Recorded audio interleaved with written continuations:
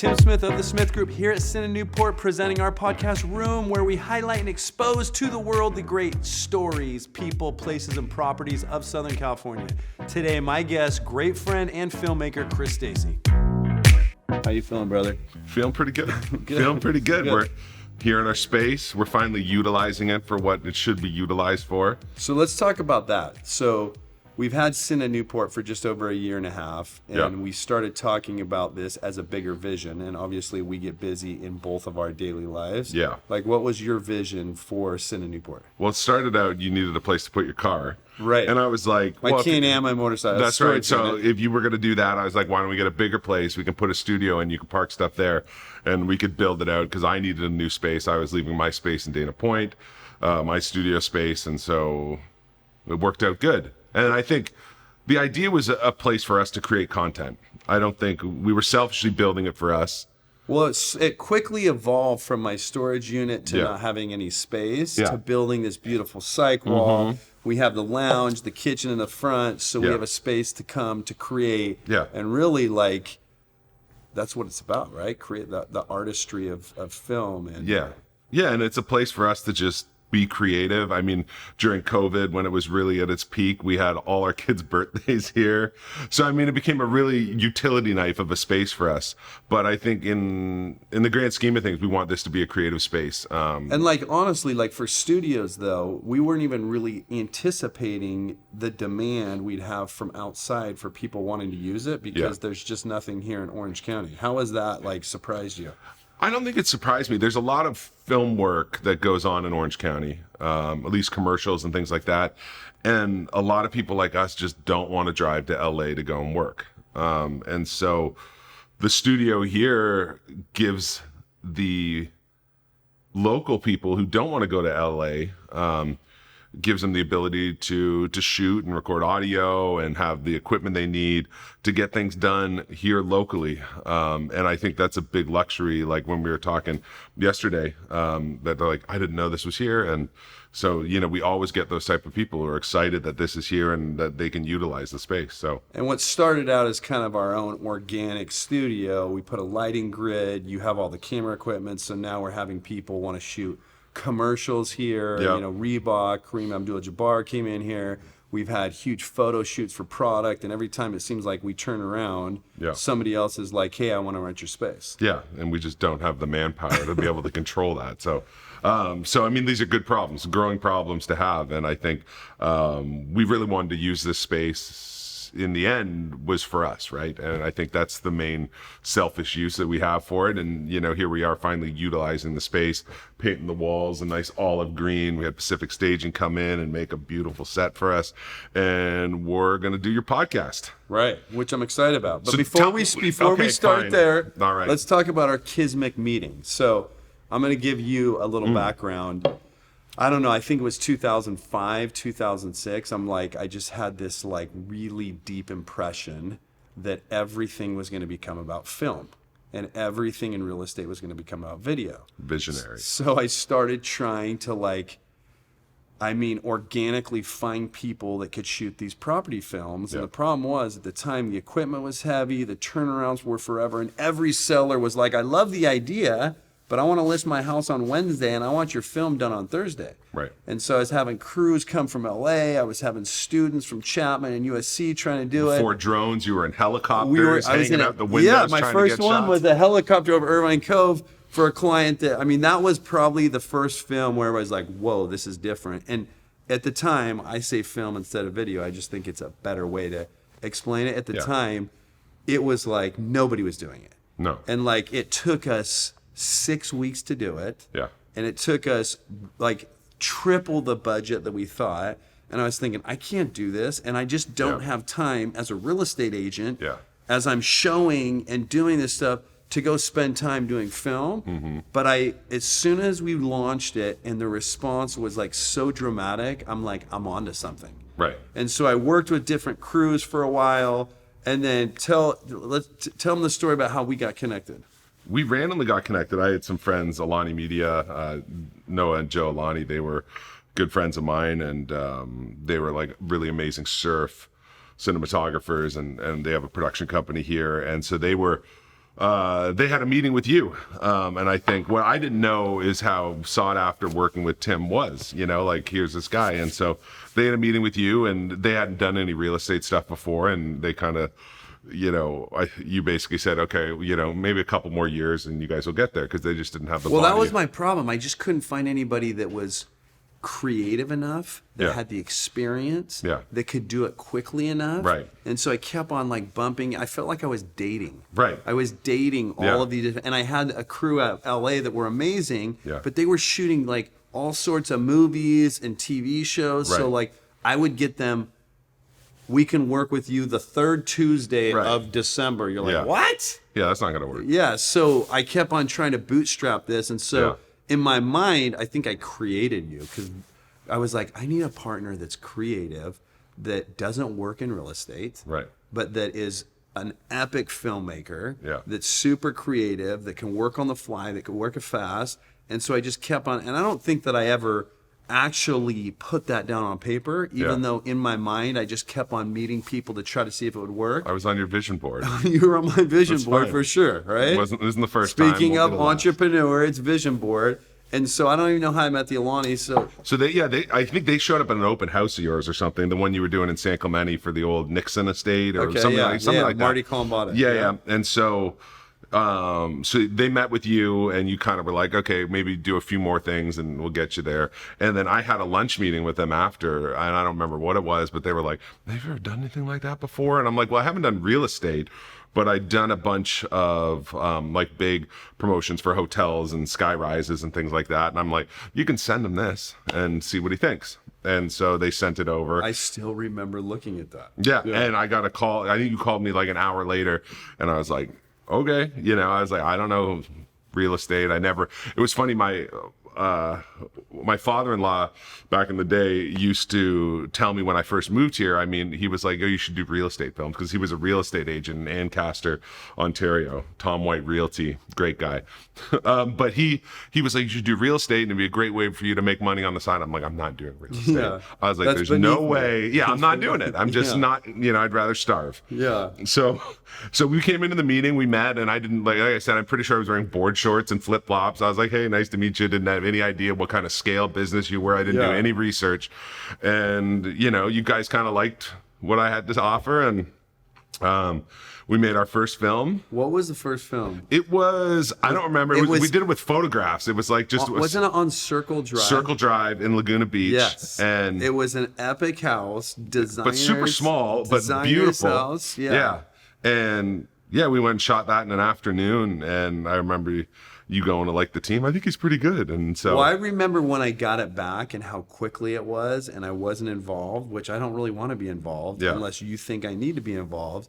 And I still remember the vision when the girl's like swimming out on the bluff, and I see the film. I'm like, dude, we just nailed it. Yeah. Like, this is exactly like what I'm looking for. Yeah. And it was like interesting because like, I think this goes back to anything that you're trying to create.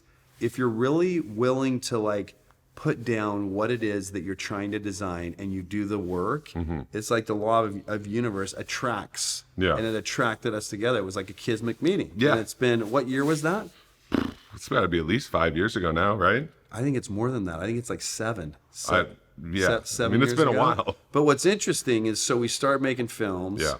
It just seemed to work. We didn't really have, there's partnerships that work, there's partnerships that don't. Yeah. But let's talk about some of the highlight films, because been, the big thing is, for me, is you only work in our space. You're not working for the realtors, because this is like kind of the bread and butter while you're doing other stuff, which we'll talk about. Yeah. But the thing that I love is we look at a house, we'll chop it up, think of ideas, and 95% of the time you come up with an idea. I'm like, that's it. That's nailed it. Yeah. And then we have the idea, but then, it's I think the process that we have is really fluid from a standpoint of, we're not necessarily, we're just doing this quickly.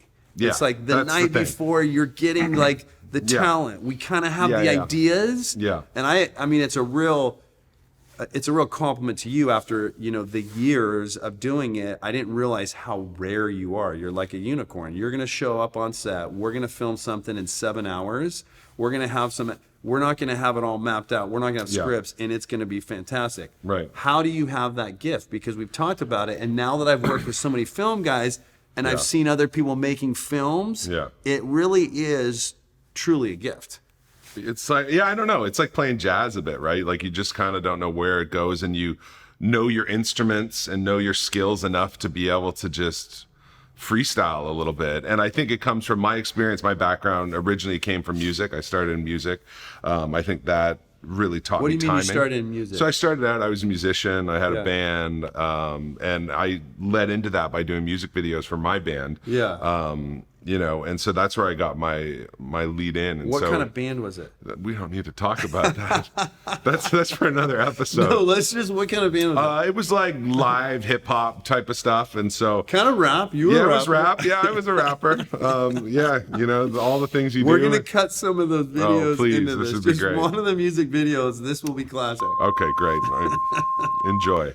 Okay, so started in music videos. Yeah, so started in music videos, and I think music started out as timing for me, right? I mean, understanding timing, understanding pacing, that translates into what I do now as far as editing, as far as pacing in a scene, all that kind of stuff is understanding what the right feel is, what the right timing is. So I think music taught me that, and then I think from that I transitioned into shooting music videos, and I did tons of music videos back in Canada. I don't know, I've probably done 150 music videos, maybe not that many, but that really gave me the ability to have to work quick, because you had one day always to shoot a music video, limited talent, and it had to be creative, it had to be fun, it had to be beautiful, it had to be engaging, and so that gave me the ability to coming shoot from the quick. Creative side, when you're doing this, because I think I've seen it, you have all the pieces, but you're working through like a vision, right?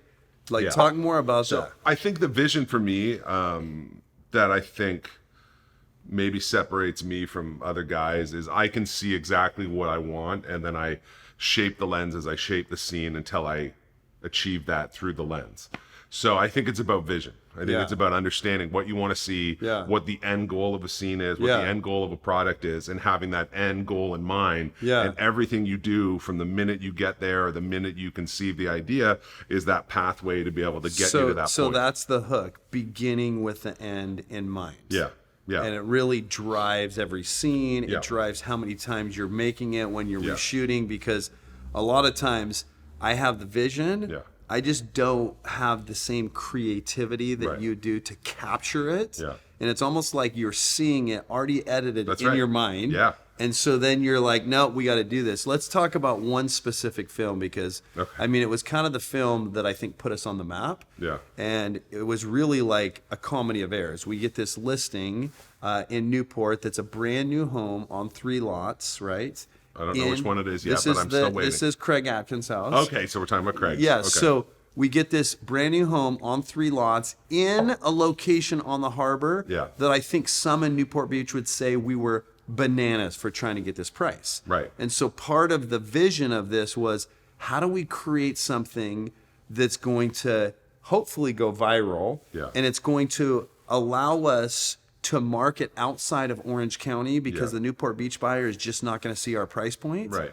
And so what do we do to do that? And we found, and this was a few years in, we found that sometimes the films that are just the same, they just don't get the energy. So we're mapping it out with the seller. The seller really wants to do, a multifaceted film, like showing the life of the kids, and like, this is what you could do. But then we don't have any time to film. No, we didn't have access to the house long enough to be able to do it. So we cut it, and you come up with this idea that I think you came up with a few years ago.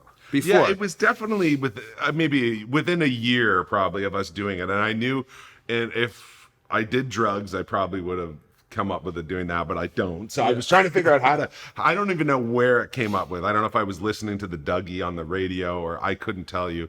Well, I remember when you told me about it, we were in a boat. Right. And you said, what do you think about this? And I'm like, I was like, dude, that's like nails. Now, I didn't have the time to really think about how good it could be or couldn't be, but I'm like, but we were really looking for the right property. And that's one of the parts of the process. It's like, you don't want to use an amazing film on a terrible property. So you have to match the property with the idea. And I think it takes a bit of an outsider to like take a step back and look at what Newport Beach is. Yeah. You know, how ridiculous these electric boats are, as fun as they are in the harbor, but like these unseaworthy vessels that everyone spends $30,000 on that you just rent. Or 80. Or 80,000 depending, you know. I mean, it's kind of crazy, right? And Newport is really the center of these things. I mean, they're in other, but to give a little, Marshall Duffield, the way they created Duffy's, and I know him, fantastic human being, and probably the most fun guy you could ever go on a trip or do anything with.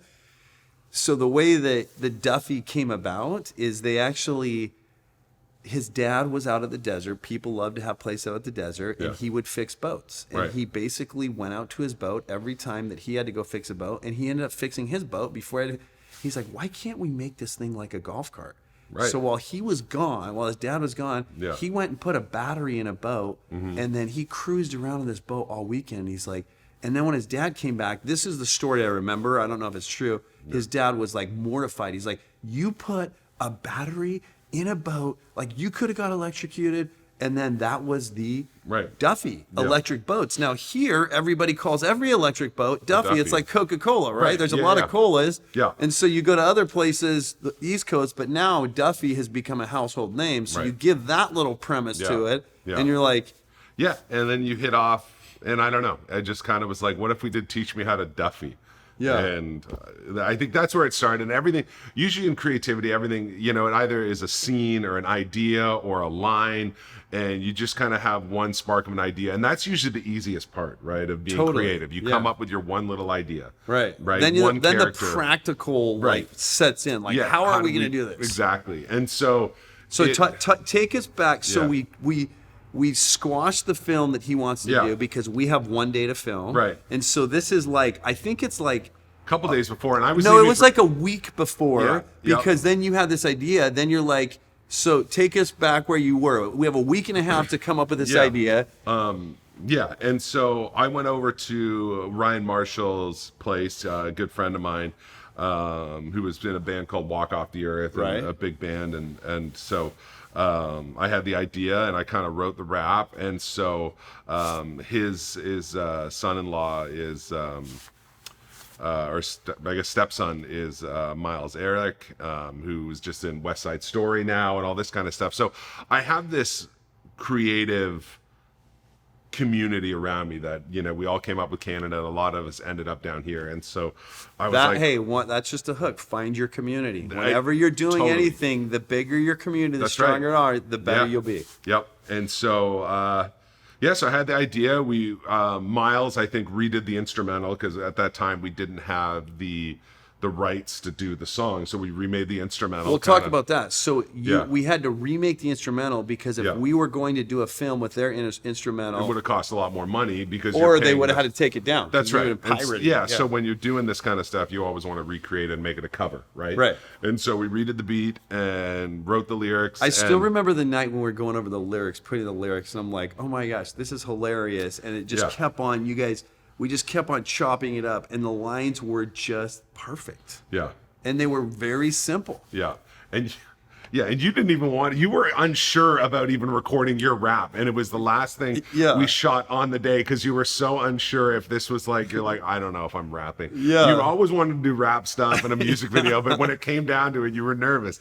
I wasn't even going to do it. I'm like, I'm not doing it. Can you imagine how people are going to feel if I'm rapping in the end of this video? That's bananas. That's preposterous. But I think it's great because you're pushing yourself, right? And if you don't push yourself in anything. Okay, so that goes back to this. Like, I have not wanted to do a podcast. Right. And I think what it does, and even that, it starts like picking at the scabs on your insecurities and you being vulnerable.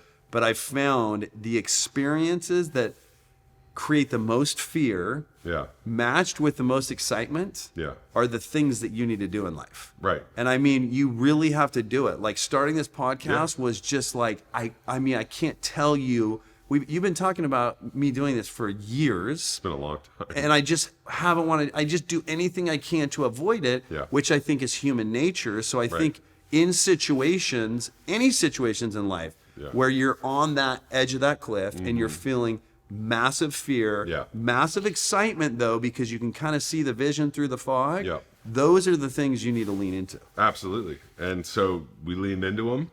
But it was, so from my perspective, so you start making this rap.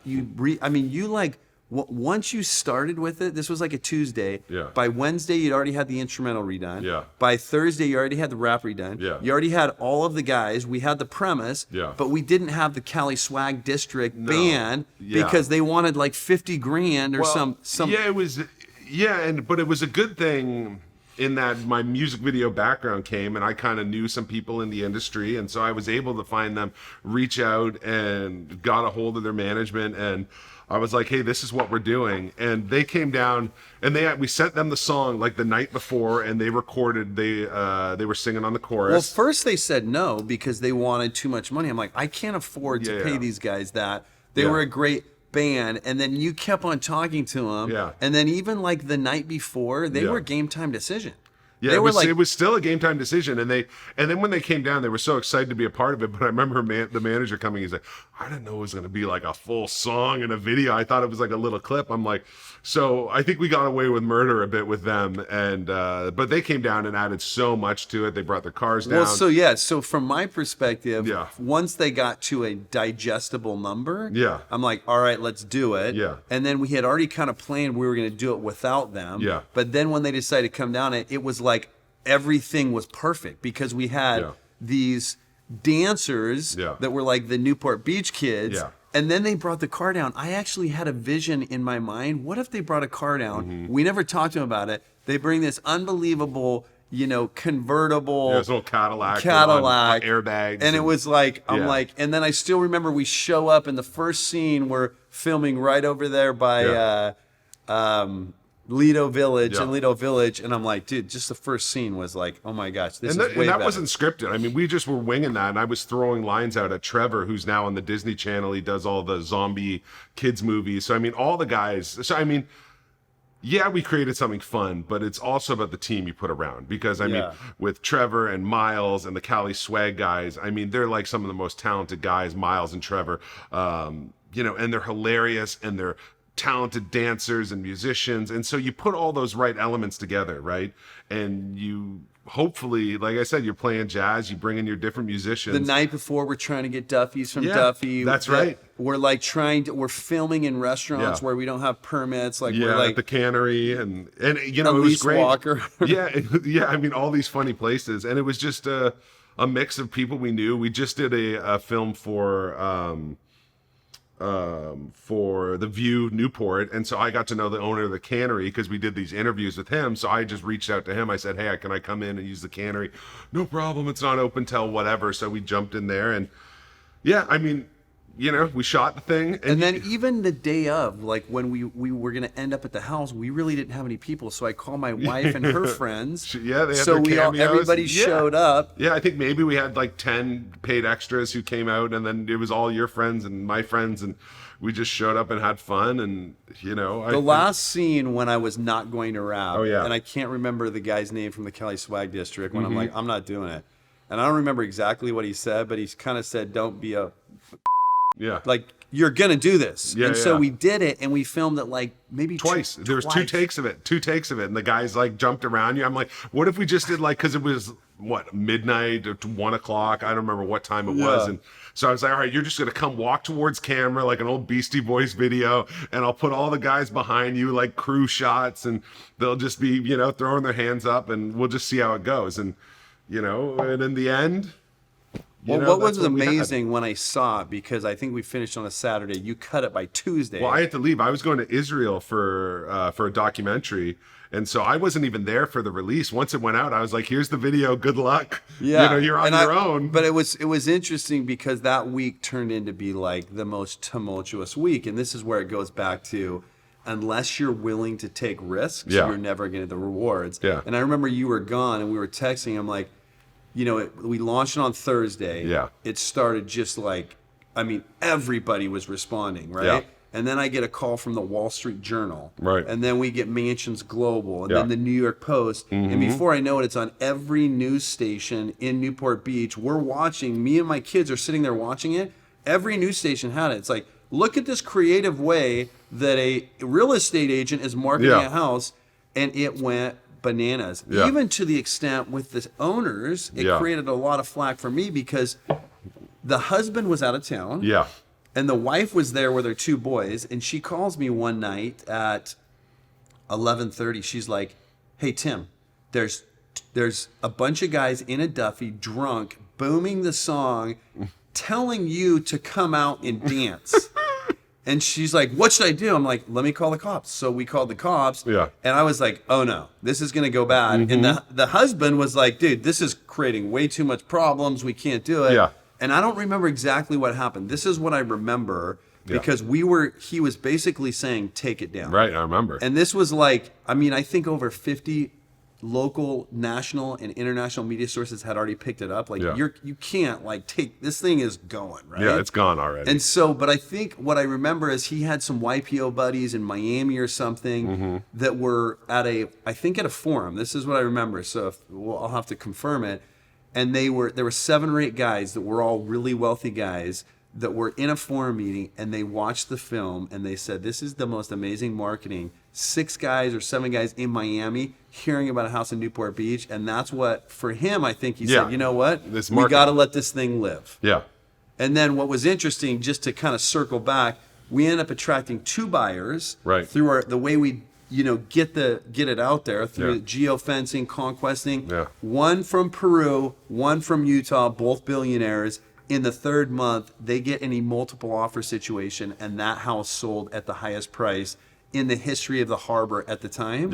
Right? Which we wanted to get more. You always want to get more, but it was like a real success. I mean, the only bummer for me is I don't know how many millions views it had before we had to take it down. Because remember the buyer that bought the house, he's like, "Hey, this is ridiculous. Like everybody that comes by my house, even the tour boats are talking about, this is the Duffy house. And so we had to recut it and relaunch it. But it was one of those examples.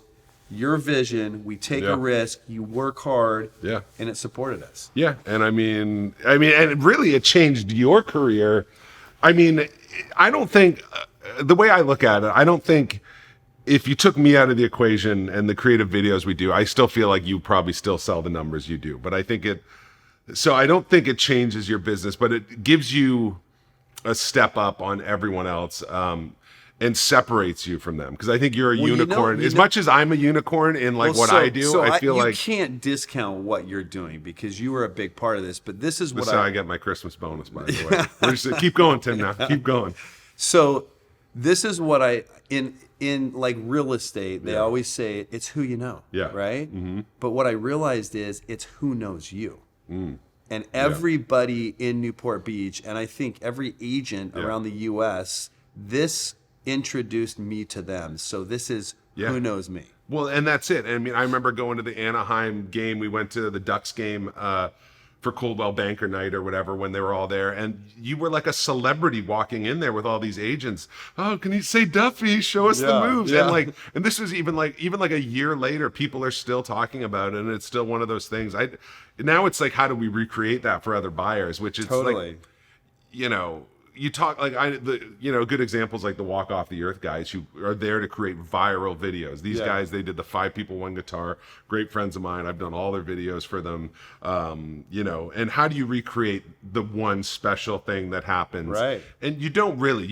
Have we had lots of other big hits and really funny things? Yeah, but nothing's taken off like the Duffy. But sometimes you only need one to get the ball rolling. Well, I kind of do feel like a one-hit wonder, but we've had some really good ones. And the most recent one in LA, I think, that we launched last week is got the same legs. It's been great for 802 Foothill. I know. Now the big problem is, at least with the Smith Group films, is coming up with new ideas. It's like, once you've done so many, it's like... Well, imagine this. Every listing appointment I go into, people are like, "Oh, I want you to make that film." I'm like, oh my gosh, I don't even know how to even get there. And to think about how arduous of a process it is. And then it's not really about, like, you can do the work, but the people have to respond. Well, that's it, right?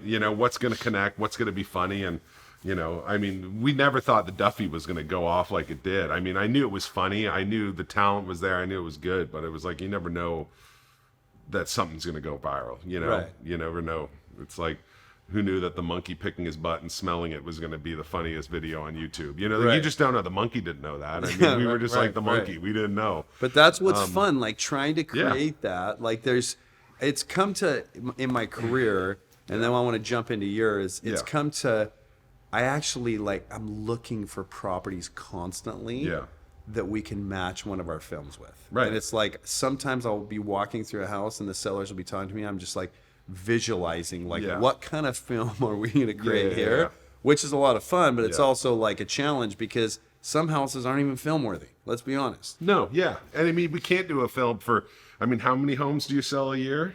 250. Like, we Next can't do year, 250. 700. Yeah, that's right. We can't do 250 films a year. I mean, that's working, you know, it's just not scalable to be able to do it. So you got to pick and choose what the good films are and what the properties are that match with that and go from there. And sometimes just a simple lifestyle film's great. The other times something really funny, or usually the house speaks to us. It's usually, you know, it's weird how that happens. It's like, it's almost like it's aching for us to tell the story. Yeah. But like the one we just did, the Selling Sunset kind of ripoff. Selling Sunrise. Yeah, that's right. Sunrise. But you know, it was just, we were struggling. Like, what can we do in Beverly Hills? We were coming up. Are we gonna do our favorite movie scenes in there? Like, how are we gonna? Because you know, it was like introducing you to Hollywood and introducing you to Beverly Hills and the LA area. I'm like, I don't know what we do. And like, I think I was just driving. Michelle was always bugging me. Have you come up with an idea yet? Michelle's your marketing manager, and have you come up with an idea? I'm like, no. And I'm like, I swear it was with her bombarding me. I was like, I don't know. What if we just did a ripoff and did a parody of Selling Sunset? And what'd she say? She goes, oh my gosh, that's going to be hilarious. and that's how it starts. And it's like, you know, the creative process, you know, you never know where things are going to come from. Well, go to that for 1 second. Yeah. I don't want to make this too long, but so when you had the idea, I'm like, oh my gosh. Yeah, you liked it. I like loved it, but Jason and Brett Oppenheim are good friends. Yeah. I love the guys. And the funny thing is like, I love people that do real estate different and like differently. And their show, no matter what anybody thinks, it's like revolutionary. It's genius. Yeah. They're two twin brothers that are former attorneys that have these beautiful girls out just hustling, being aggressive, and they got a Netflix show. I mean, people love that show. Yeah. And it's not even here. It's like people throughout the world love this show. So it's like, I was just teetering and conflicted. I'm like, I don't want them to think that I don't like them or make fun, but I'm like, this going to the thing, what's best for the house? What's best for the seller? Yeah. How can we make a film that's going to create the most energy? And usually they have to be a little unconventional. Yeah. And I think the thing that really like made me happy, because I was sweating it when we were launching this, because I didn't want them to feel like I was, because I love the guys, right? Yeah. But I was just like sweating like what this could turn into, even though I knew like this is the right thing for the seller and this is the right thing for the house. Yeah. Because we want to create energy, and and we did it very respectfully. Yeah. The film quality is always the best. I don't think people understand, like, you're only filming on red cameras. Like when you go out there, like you have this level, this standard that nobody has, especially in real estate. Yeah. And so sometimes I'm like, okay, we don't have to gut the scene out again, but I love the standard that you have because it matches my standard with myself. Well, right? And I think that's probably why it took us so long to end up doing this, is we have a standard of how we want to do things. Exactly. Right? I mean, right now we got a red camera, red camera, and a red camera. We've got big aperture LED RGB lights and Sennheiser 416s. I mean, we have like real equipment. We're not doing this on iPhones or with SLRs. You know, when we do things, we do it right. I mean, I understand the trending shit, but like we want to do our own. This is the way we do things. That's right. And that's where, and I think that's why we align. I mean, the quality that you hold yourself to as far as how you sell homes, how you deal with people, how you run your business is the same thing how I see things, and that we have a standard of excellence of how we want to do things. I'm not going to do it unless I do it right. So a commercial for you, for all the people listening. Yeah. What are some of the things? So we have this partnership in the studio, in the production company, in real estate, but talk about some of the other things that you're doing, because opportunities are now coming exponentially, which is a bittersweet for me, because I know I lose you. We always have us. Yeah. And the end goal is to make our own films in Newport Beach, because we have the properties, we have the area, and the world loves Newport Beach now. But talk more about kind of some of the other things that you're doing. Yeah, I mean, on a commercial side of things, I've got amazing clients like Shopify and Ceridian are some big tech companies. So I'm flying around the world doing commercials for them and work for them. A million other, companies and products depending on the time of year. Well, the challenge, the challenge in scaling our business is like the amount of people I have calling me to say, hey, can you make a commercial for this community? Can you make a commercial? Can you do this? All of my clients now running businesses are asking me, professional home builders, which we've done a bunch of stuff for them. And like the big ones like the William Lyons, the other ones, right? The problem is it's like, what do you choose to focus on? Because we could be like running around doing projects and commercials, making great money. But it's like you got to stay intentional about your path and choose what to focus on. Well, and that kind of leads to what I've been doing for the last year on and off, which you missed me for 3 months. I was in Louisiana, and I was shooting a Miss film is called an understatement. Shooting a film called The Blind, and so it'll be in theaters in September 23rd, and it's Phil Robertson's story. So the patriarch of Duck Dynasty, it's his story growing up in the swamps from the 1950s to 1975, where he invented his duck call, which kind of changed his life. Okay, so talk about your skill set. And how it really matched, because you're making this epic film on a very small budget, right? You're flying. I mean, relative. I don't mean, but it's just like you're trying to create this amazing motion picture on a budget that's like a tenth of what anybody else would expect, right? So how did your skill set help in there? And you were hired as director of photography. Yeah, correct. So the production company was director of photography. So talk a little bit about that. Yeah, I mean, I think it was a really good fit for me. Because I know how to move quick. So we had 25, and it ended up probably being the whole film was probably just shy of 30 shoot days. It's just under $7 million to make the movie. And, and 25 days was our principal photography. That's not a lot for a big motion picture. Usually it's 40 days and you have $20 million. So, at least 20. Yeah, at least 20 for like a simple drama. Right. You know what I mean? So I think my skill sets coming into that, I think was helpful, is that I'm able to move quick. I've got that vision. I'm able to see what I want and how I want to do it. And I think the main thing, when Brittany, who's the producer, one of the producers, approached me to do it. And I think it's just about being likable and being able to handle stressful situations and being able to stay cool. And I think that's probably one of my biggest skill sets, is that even though like we're going 10,000 miles a minute and there's every problem that can be thrown at you on a movie like that, from tornadoes we had to deal with, to swamps, to snakes, to bugs, to, cast not showing up or whatever it is, right? Being able to take all those things on your shoulders and calmly be able to deal with them. And I think that's a skill set that slow it down, get the shot. Yeah, and you're not going to get the shot any better if you're freaking out and yelling at the crew. So I think my ability to be able to slow down and think about things and be able to do that calmly and effectively and still deliver beautiful images was probably my best skill set on that. And but I mean, you're doing, like, you and the director worked really well together. Of like course. And he was letting you have some latitude, which is fantastic.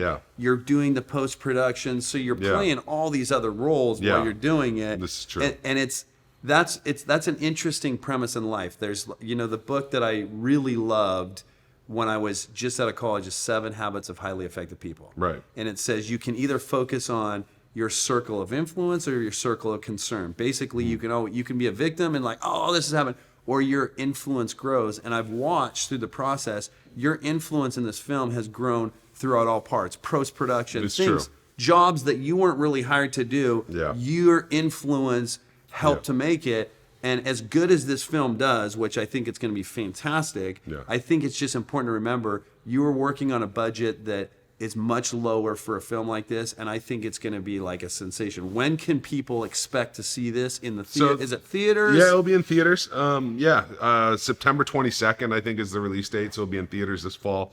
Coming up, the trailers will probably be like beginning of the spring. The first image is coming out, and as soon as we're able to share, I'm sure we'll throw it up. So yeah, it'd be exciting. It's the and first. Is there? I mean, when you're going through this, is there an option that it goes to like a streaming platform, or for sure? So there's been a couple big offers already for the film, and a few of the other distributors and stuff are waiting. But I think there will be a theatrical for it, because I think the Robertson and the Duck Dynasty audience is still so big when you think about it. Their podcasts, are still reaching millions of people each week. I mean, the thing that I love about it, and I haven't seen it, but I can't wait to see it, is it's just a story of someone really changing. Yeah. And the more I've learned about the story through you, it's like Phil Robertson, right? Yeah. He changed. Yeah. And I mean, I'm like actually fearful, because I know you start, and it starts out this romantic, gonna live forever, and then it goes to a really dark place, which life is messy. Totally. Like nothing is ever as it seems, right? Yeah. And I think it's easy from an outsider standpoint is, oh, maybe he should have stayed married or this or done that. Yeah. But now he's changed, and they've been together now how many years? Oh, well, he's in the 70s, and they were married when they were teens. Like Phil had they had their first kid while Kay was still in high school. So yeah, she was 17, right? Yeah. So they've been together for a long time. But the story is like, I just absolutely love the story. So I can't wait to see it. So let's talk more about you prodding me and about this podcast. All right, now, because we were getting there, and then we went on a huge tangent. So let's circle back. So RUHM. Why RUHM? So I'm going to be honest. There's some guys that I've known for years. They had a brokerage called RUHM, and they were film guys too. And they were one of the suitors when I was trying to get to create films together, but we could never make it. And I love the name. Their brokerage disbanded, and as we were thinking about it, about what to do, I'm like, everything happens in a living room, in a family room, in a kitchen. Like the conversations, the closings, the everything. It's where connection, it's where things are happening. So I just love the name. And I think RUHM is an amazing name. And it's spelled RUHM. As long as I got to make sure I talk to Mark that it's not trademarked and we can use it. But we can change it. Yeah. So this is also in flux as we do everything. Absolutely. Right? Yeah. And so I just loved it. And so then we came with the concept. Here we have the Psych Walla studio. We have some stages. They're going to set up our living room every time we do it. And so we'll have different living room scenes.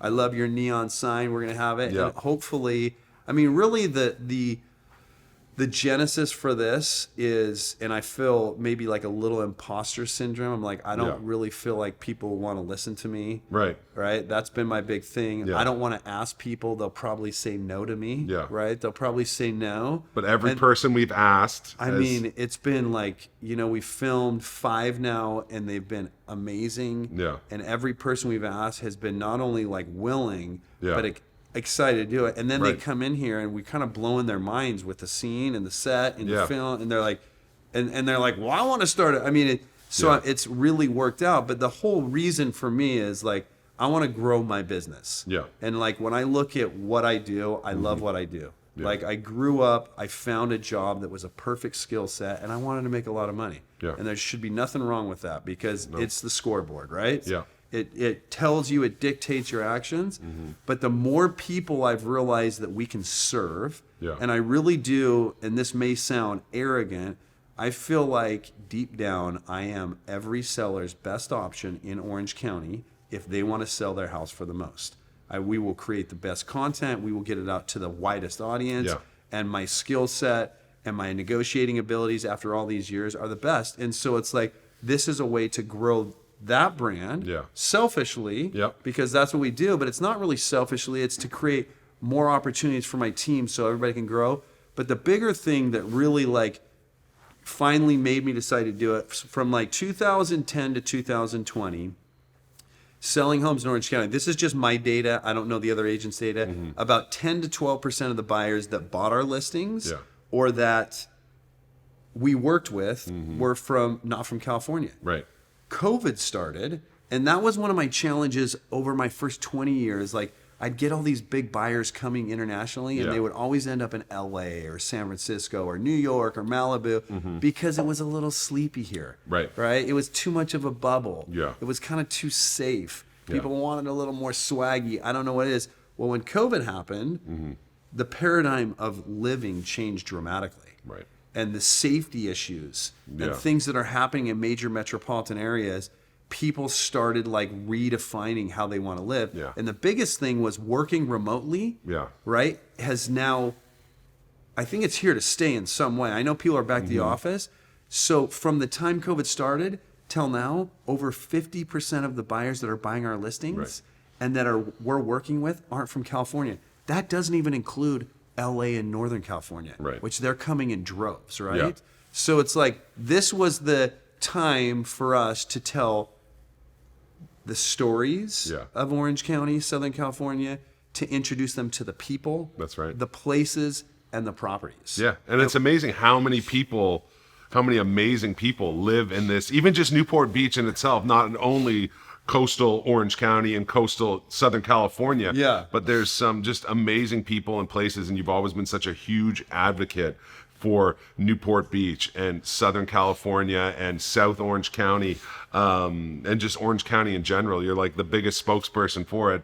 So this is an idea I've been thinking about that you don't really know. So the series is like 1883 and Yellowstone in 1923, this romantic idea of going to Montana. When you look at the history of Orange County with the Irvine family, the Irvine Ranch, the Moulton Ranch, this happened hundreds of years ago, where the Moultons, after the Revolutionary War, you had Bunker Hill, you had Moulton Hill.